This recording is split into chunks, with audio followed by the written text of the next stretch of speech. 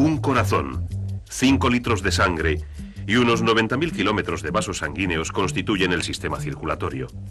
Por él se mueve material para energía, crecimiento y reparación a cada célula viva del cuerpo, retirándose los productos de desecho. Se trata de un trabajo muy complejo, pero lo que hace todo esto posible es una de las sustancias más sencillas de la naturaleza, el agua. El sistema circulatorio funciona gracias al agua.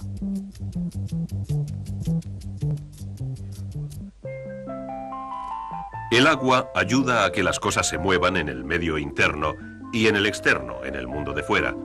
Unas sustancias se disuelven en el agua, otras flotan en ella. Y que el agua circule por conductos o corra al aire libre, las sustancias que lleva se mueven de un lugar a otro. El agua es un transportista. En el cuerpo el agua hace el mismo tipo de trabajo, transportar sustancias flotantes y disueltas en la sangre a y desde todas las células vivas. La sangre fluye porque más de su mitad es agua. La parte acuosa de la sangre es el plasma. En este plasma flotan sustancias celulares y no celulares. La mayoría de las células son células sanguíneas rojas, muy diminutas y sin núcleo. Las células sanguíneas rojas hacen un trabajo muy específico. Suministran oxígeno a las demás células del cuerpo. Pueden hacerlo porque contienen una molécula de base de hierro llamada hemoglobina. La hemoglobina se combina con el oxígeno en una combinación química débil. Cuando la hemoglobina lo hace, adquiere un color rojo brillante, y esto es lo que les presta el color rojo a las células. Así que la sangre es roja por estas células sanguíneas. En una sola gota de sangre hay unos 250 millones de ellas.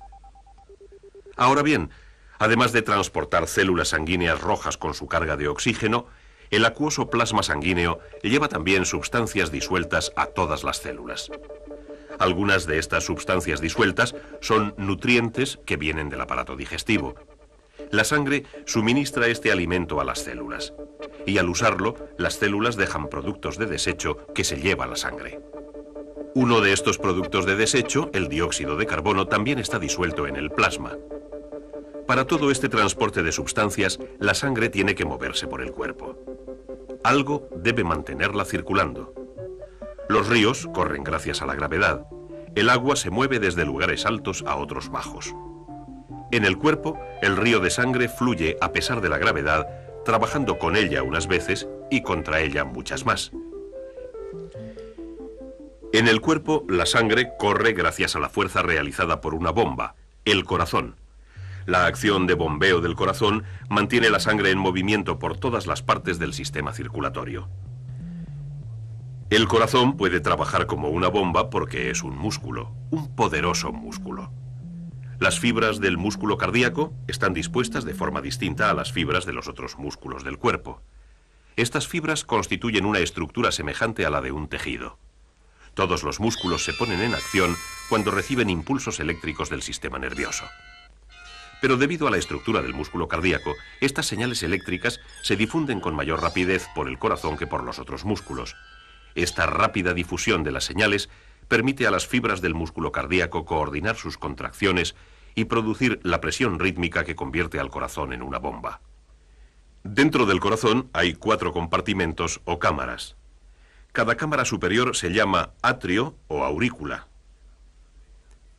En la pared de la aurícula derecha hay una región de tejido especializado, un nodo llamado marcapasos. La señal que hace que las cámaras superiores se contraigan se origina aquí. Cuando se dispara la señal, las aurículas se contraen y se obliga a la sangre a pasar por 2 series de válvulas que separan las cámaras de arriba y de abajo.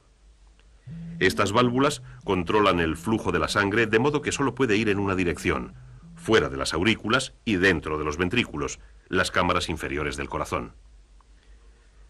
Ahora bien, un segundo nodo transmite la señal eléctrica desde las aurículas a los ventrículos, haciendo que estos se contraigan. La fuerza de su contracción abre el segundo juego de válvulas y lleva sangre desde el corazón a las arterias, siguiendo 2 circuitos distintos. La estructura del corazón hace posible estos 2 circuitos.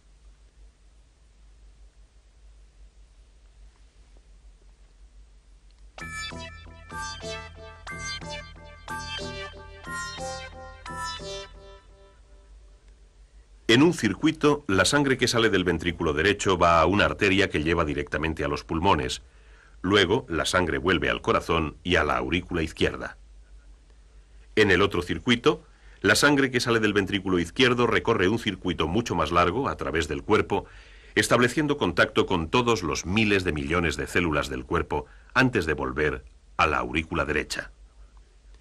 La sangre que circula por las cámaras derechas del corazón lleva grandes cantidades de dióxido de carbono disuelto en el plasma y sus células rojas han liberado parte de su oxígeno.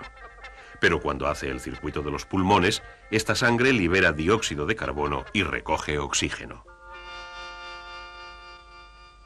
Así que la sangre que vuelve de los pulmones a las cámaras izquierdas del corazón es rica en oxígeno. Es esta sangre rica en oxígeno, bombeada desde el ventrículo izquierdo y enviada por su circuito a todo el cuerpo, la que alimenta las células. El bombeo del corazón mantiene a la sangre en movimiento por los dos circuitos a un tiempo. El movimiento es ayudado por la estructura de las arterias. Las paredes de las arterias tienen una serie de capas de tejido. Una sola capa suave de células forra el interior hueco. Esto contribuye a reducir la fricción entre la sangre en movimiento y la pared arterial. Sobre este forro hay una capa elástica que se estira bajo la presión de la sangre a cada latido y luego se contrae. Este rebote proporciona a la sangre una ligera presión y la ayuda a moverse. Envolviendo esta capa elástica hay otras dos de músculo suave involuntario. Estos músculos están controlados por fibras nerviosas cuyas señales hacen que los músculos se contraigan o se relajen, cambiando el diámetro de la arteria y controlando así la cantidad de sangre que corre por ella. Y sobre las capas de músculos hay una capa dura de fibra que refuerza las paredes arteriales contra la presión sanguínea producida por el corazón. La arteria que transporta sangre rica en oxígeno desde el ventrículo izquierdo del corazón y empieza su circuito por el cuerpo se llama aorta. La aorta se ramifica rápidamente en muchas arterias menores. Sigamos esta serie de ramificaciones. Una de las arterias que se bifurcan de la aorta lleva sangre a los músculos del corazón. El corazón no puede hacer uso del alimento y del oxígeno de la sangre que pasa por sus cámaras. Para alimentarse necesita sus propios vasos sanguíneos. Otras dos ramas de la aorta recorren los lados del cuello y llevan nutrientes y oxígeno al cerebro. Y otras dos ramas se mueven hacia los hombros y luego por los brazos. La parte principal de la aorta sigue por detrás del corazón, enviando ramas a todos los órganos abdominales. Luego la aorta vuelve a dividirse en dos grandes ramas, una que va a cada uno de los riñones, donde se retiran algunos desechos de la sangre.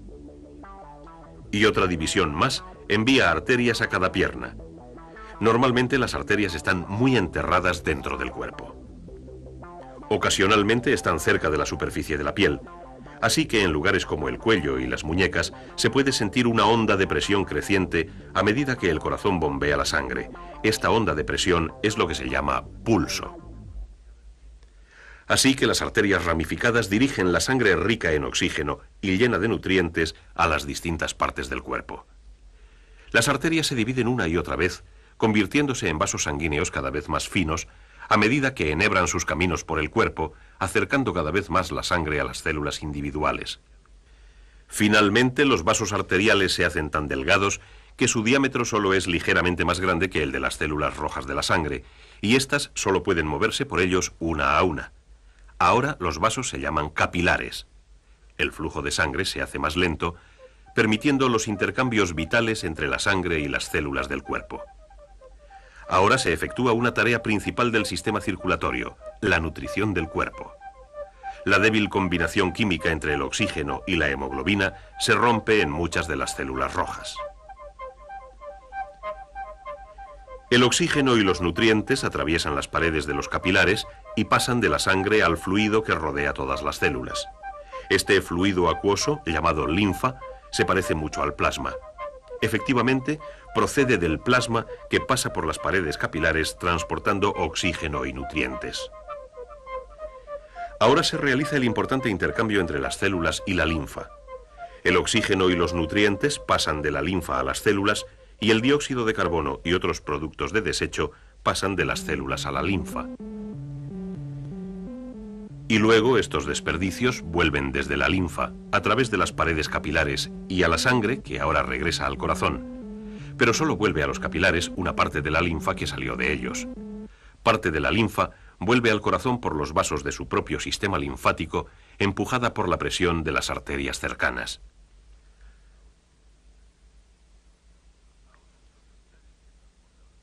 Ahora, los capilares que transportan la sangre y su carga de desechos de las células convergen en vasos sanguíneos cada vez mayores. Se trata de las venas del cuerpo. Las paredes de las venas no son tan espesas como las de las arterias, pero no tienen por qué serlo. La presión sanguínea es más baja y las venas no necesitan una capa de músculos para ayudarlas a mover la sangre.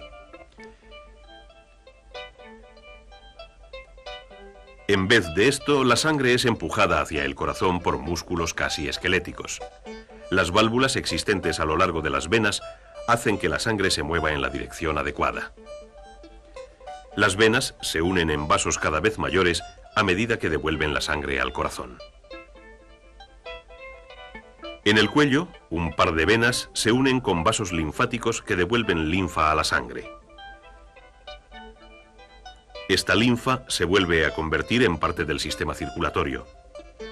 En esta región del cuerpo, la gravedad colabora con el sistema circulatorio, haciendo que la sangre se mueva desde la cabeza al corazón. Finalmente, todas las venas convergen en la cámara superior derecha del corazón. Desde aquí, con su dióxido de carbono disuelto, la sangre será bombeada a través del corazón y devuelta a los pulmones. Y así prosigue el circuito.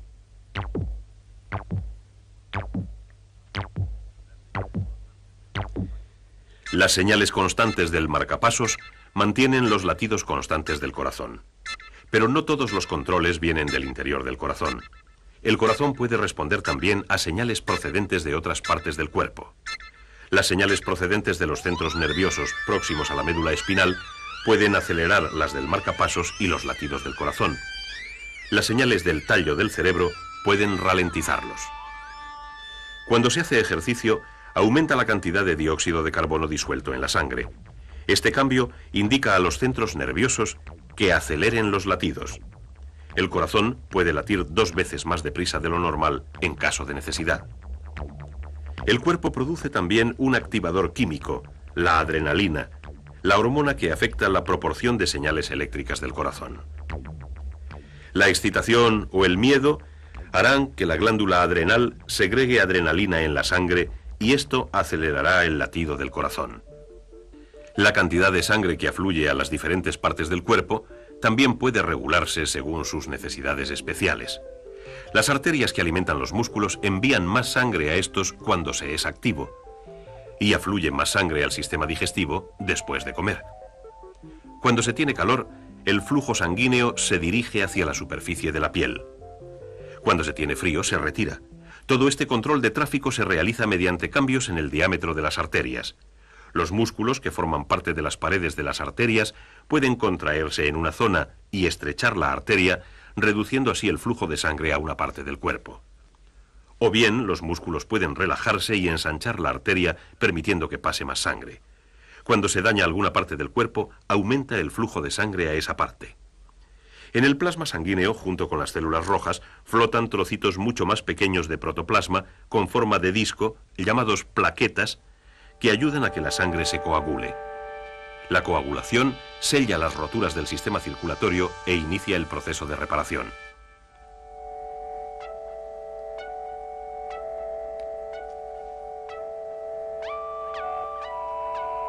En la sangre hay también varios tipos de células blancas. Estas destruyen y eliminan sustancias vivas y no vivas que pueden ocasionar infecciones y enfermedades. Las células blancas se forman en los nodos linfáticos situados a lo largo de los vasos linfáticos. Y estos nodos actúan también de filtros para los microorganismos y partículas extrañas, alejándolos de la corriente sanguínea. La salud de todas las células del cuerpo depende del sistema circulatorio.